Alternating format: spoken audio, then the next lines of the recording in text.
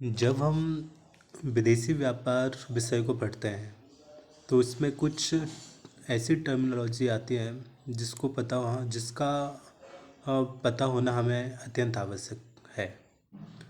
अ, हम देखते हैं कि उसमें व्यापार शर्तें एक ऐसी टर्मिनोलॉजी है जो हमें ये बताती है कि व्यापार शर्तें अनुकूल हों तो हमारे राष्ट्रीय आय में वृद्धि होती है। तो व्यापार शर्तें जानना बहुत आवश्यक है। तो व्यापार शर्त का मतलब है कि यदि निर्यात मूल्य यदि अधिक है आयात मूल्य से तो हम कहते हैं कि व्यापार शर्तें अनुकूल है। और यदि आयात मूल्य ज़्यादा है निर्यात मूल्य से तो हम कहते हैं कि व्यापार शर्तें अनुकूल नहीं है।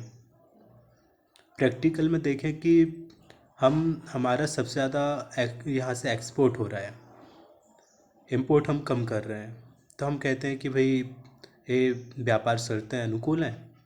और यदि हम कोई चीज़ ज़्यादा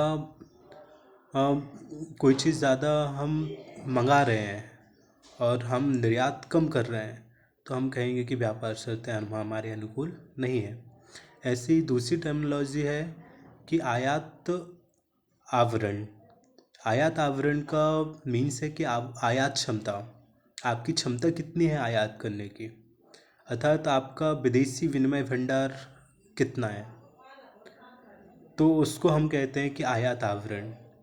यदि आप ज़्यादा आयात करने के लिए सक्षम हैं तो इससे भी पता चलता है कि उस देश की इकोनॉमी कितनी मजबूत है। तीसरी जो टर्मिनोलॉजी है वो है आयात प्रतिस्थापन। प्रतिस्थापन का मतलब होता है सब्स्टिट्यूट, किसी चीज़ का सब्स्टिट्यूट देख लेना, प्रतिस्थापन देख लेना। जैसे हम ज़्यादातर हमारा देश कच्चा तेल आयात करता है, तो कच्चा तेल को की डिपेंडेंसी को कम करने के लिए हम उसका कोई सब्स्टिट्यूट देखें और उस सब्स्टिट्यूट से हम आयात तो कम करें और निर्यात हमारा ज़्यादा हो, ये उसका मेन ऑब्जेक्टिव रहता है। तो जब हम इन तीनों टर्मिनोलॉजी को देखते हैं कि व्यापार शर्तें, आयात आवरण और आयात प्रतिस्थापन, तो इसको हम ऐसे ये सब मिले हुए हैं एक दूसरे से। जब निर्यात ज़्यादा होगा तो आयात कम होगा, और तो इससे हमारे देश की सी ए डी भी एक टर्मिनोलॉजी है जिसका मतलब होता है चालू खाता घाटा। यदि वो कम होगा तो हमारी व्यापार शर्तें अनुकूल होंगी, व्यापार शर्तें अनुकूल होंगी तो हमारे जो आयात आवरण है वो भी अच्छा होगा, और जब आयात आवरण अच्छा होगा तो आयात प्रतिस्थापन सब्स्टिट्यूट जो है वो कार्यकारी होगा। इस प्रकार ये टर्मिनोलॉजी एक दूसरे से जुड़ी हुई है विदेशी व्यापार से संबंधित। और एक टर्मिनोलॉजी आती है कि लॉजिस्टिक सिस्टम क्या है। तो लॉजिस्टिक सिस्टम में हम देखते हैं कि जो चीज़ हमने बनाई, माना कि हमने भारत में कोई चीज़ बनाई और बना के हमने उसे तृतीय क्षेत्र के माध्यम से, ट्रक के माध्यम से हमने उसे महानगरों में भेजी, माना मुंबई में भेजी। मुंबई से उसे पोर्ट बंदरगाह में के पास लाया गया, बंदरगाह से उसे कस्टम क्लियरेंस करने के लिए लाया गया, वहाँ पेपर वगैरह का कार्य हुआ, फिर उसे शिप के माध्यम से उसे जिस देश में भेजना है, मान लिया कि यूएसए में हमने भेजा, तो यूएसए में वो ट्रक के माध्यम से वो सिटी और वहाँ की सिटी में जाके चली गई।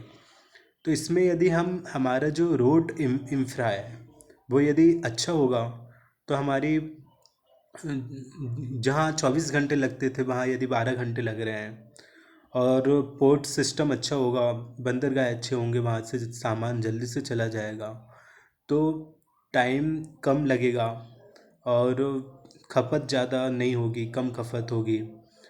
तो इनके माध्यम से हमारी चीज़ें जो हैं वो सस्ते में बाहर बिकेंगी, तो हमारा निर्यात ज़्यादा होगा, निर्यात ज़्यादा होगा तो फिर वो व्यापार शर्तें भी अनुकूल हो जाएंगी, व्यापार शर्तें अनुकूल होंगी तो हमारा आयात आवरण भी अनुकूल होगा। आयात आवरण अनुकूल होगा तो हमारी CAD भी कम होगी। CAD कम होगी तो हमारी विदेशी विनिमय भंडार अधिक होगा। तो ये सारी चीज़ें जो हैं वो हमारी इकोनॉमिक सिस्टम को मजबूत स्ट्रॉन्ग करती हैं, और इससे हम लॉजिस्टिक परफॉर्मेंस इंडेक्स के माध्यम से इसे देख सकते हैं।